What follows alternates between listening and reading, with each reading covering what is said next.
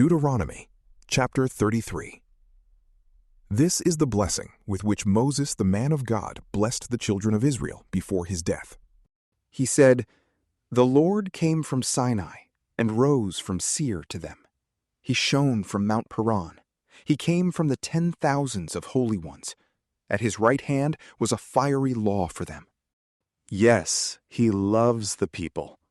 All his saints are in your hand. They sat down at your feet. Each receives your words." Moses commanded us a law, an inheritance for the assembly of Jacob. He was king in Jeshurun, when the heads of the people were gathered, all the tribes of Israel together. Let Reuben live and not die, nor let his men be few. This is for Judah. He said, "Hear, Lord, the voice of Judah. Bring him in to his people. With his hands he contended for himself. You shall be a help against his adversaries."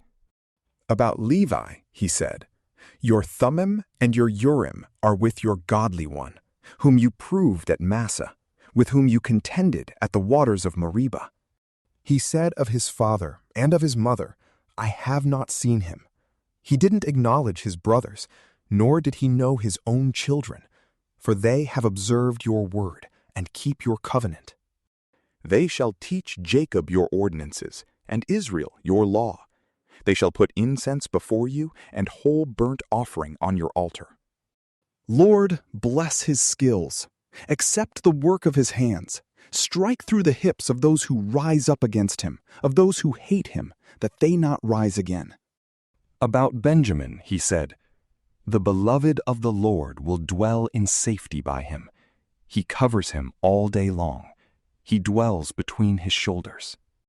About Joseph, he said, "His land is blessed by the Lord, for the precious things of the heavens, for the dew, for the deep that couches beneath, for the precious things of the fruits of the sun, for the precious things that the moon can yield, for the best things of the ancient mountains, for the precious things of the everlasting hills, for the precious things of the earth and its fullness, the good will of him who lived in the bush. Let this come on the head of Joseph, on the crown of the head of him who was separated from his brothers. Majesty belongs to the firstborn of his herd. His horns are the horns of the wild ox. With them he will push all the peoples to the ends of the earth. They are the 10,000s of Ephraim. They are the thousands of Manasseh." About Zebulun, he said, "Rejoice, Zebulun, in your going out, and Issachar in your tents. They will call the peoples to the mountain.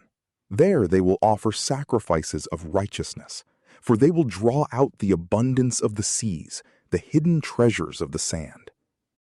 About Gad, he said, "He who enlarges Gad is blessed. He dwells as a lioness and tears the arm and the crown of the head." He provided the first part for himself, for the lawgiver's portion was reserved for him. He came with the heads of the people. He executed the righteousness of the Lord, his ordinances with Israel. About Dan, he said, "Dan is a lion's cub that leaps out of Bashan."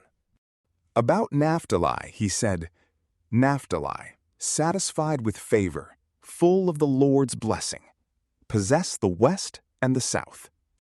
About Asher, he said, "Asher is blessed with children. Let him be acceptable to his brothers. Let him dip his foot in oil. Your bars will be iron and bronze. As your days, so your strength will be. There is no one like God, Jeshurun, who rides on the heavens for your help, in his excellency on the skies.